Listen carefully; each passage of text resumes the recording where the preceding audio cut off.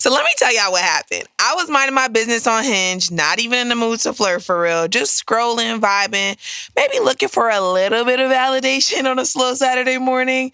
And boom, God said, here's your next lesson, baby. Guess who face pop up on the timeline? Mr. I'm not thinking about a relationship right now. Yeah, him. Right there, smiling in 4K under the word seeking monogamy. I had to clutch my imaginary pearls like, sir, how you seeking monogamy but dodging commitment like it's jury duty? Because the math ain't mathing. The audacity, unlimited data plan. I literally laughed out loud, closed the app and said, oh, I'm done.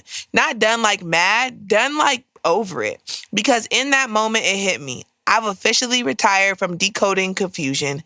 My 20s were for thinking I could love somebody into being ready. My 30s are for loving me into being peaceful. And peace, she's fine, she's glowing, she's wearing good perfume and minding her business lip gloss.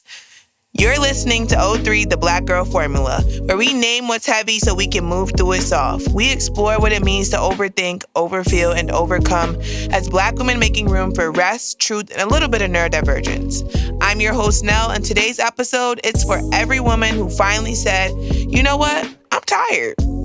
Tired of potential, tired of mixed signals, tired of pretending we don't see what's right in front of us. Because this era right here is called I'm the love I've been waiting for. And baby, dating yourself ain't lonely, it's luxury.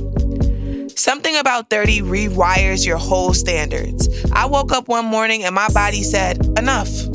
Enough of teaching, convincing, waiting, and performing patience like it's an Olympic sport. I used to think if I just loved harder, showed up softer, gave more grace, maybe it would finally be reciprocated. But grace without boundaries is just people pleasing with makeup on. Now, I don't chase, I attract clarity.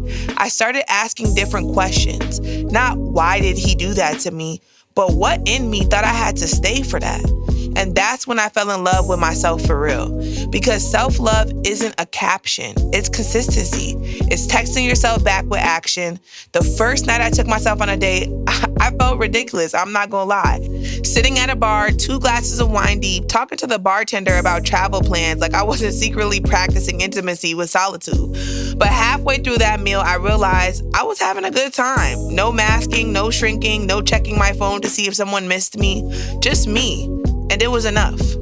Dating yourself isn't just about the outings, it's the ordinary. It's how you butter your toast with intention, how you lotion your legs like they deserve applause, how you play music while folding laundry because your life deserves a soundtrack.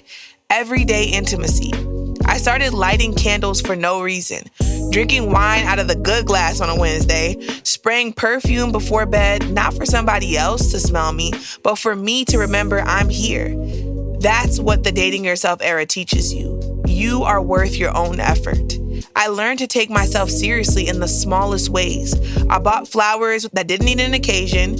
I kept my room clean because I deserved a peaceful place to come home to. I stopped texting men who made me doubt my intuition and started writing love letters to the woman I was becoming. I even made a playlist called Woman of Honor. It has Jessie Reyez, Shensia, and some OG Meg Thee Stallion because self-devotion needs a score. When you start dating yourself, you realize how loud your mind is. You realize how often you've outsourced your self-esteem to other people's attention. We don't chase love because we're thirsty. We chase it because we're conditioned. Conditioned to believe our value lives in somebody else's validation, but self-dating rewires that. You learn what actually soothes your nervous system, the rituals that bring you back to center, the difference between lonely and peaceful silence. It's not glamorous every day. Some nights you still want to be held. Some mornings you still check your phone out of habit, but you get better at staying with yourself through the urge. And one day you notice you're no longer looking for rescue. You're looking for reflection. That's when you know the love story is getting good. Bell Hooks said, when we love ourselves, we act in ways that affirm our worth. We no longer settle for relationships that diminish us. She wasn't talking about ego love. She was talking about integrity love, the kind that changes how you move. Because the real self-love is behavioral. It's choosing foods, conversations, environments, and people that don't betray your body's peace. We tend to romanticize the idea of the one, but what if you're the one you've been dodging? What if the longest slow burn of your life is learning to trust your own consistency? That's why I say dating yourself is a spiritual maintenance.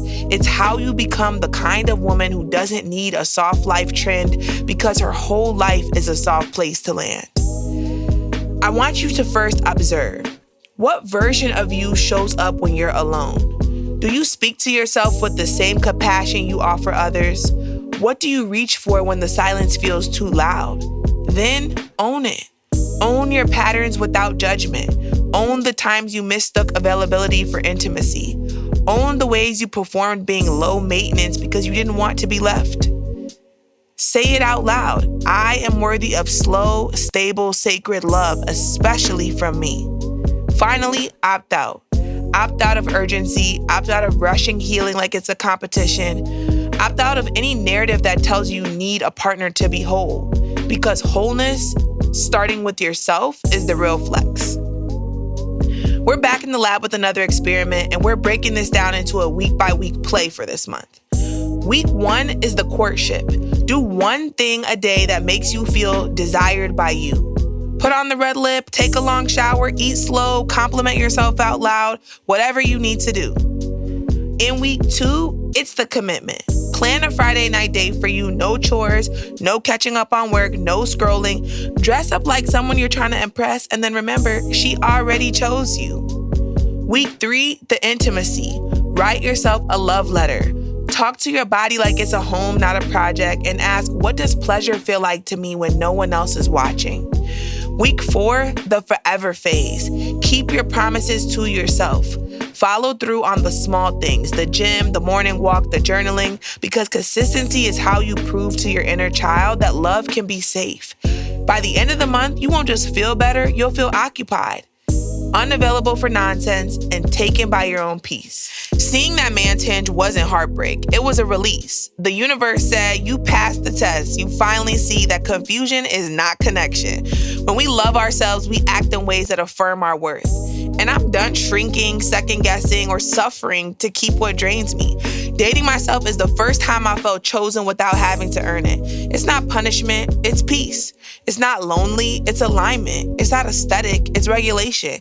And now that I've met the calm version of me, she's not leaving. So when love comes again, if it does, it has to match this peace. Because I'm not proving anything to anybody but me. That's today's formula. Overthinking, overfeeling, overcoming. Stay soft, stay solid, stay you.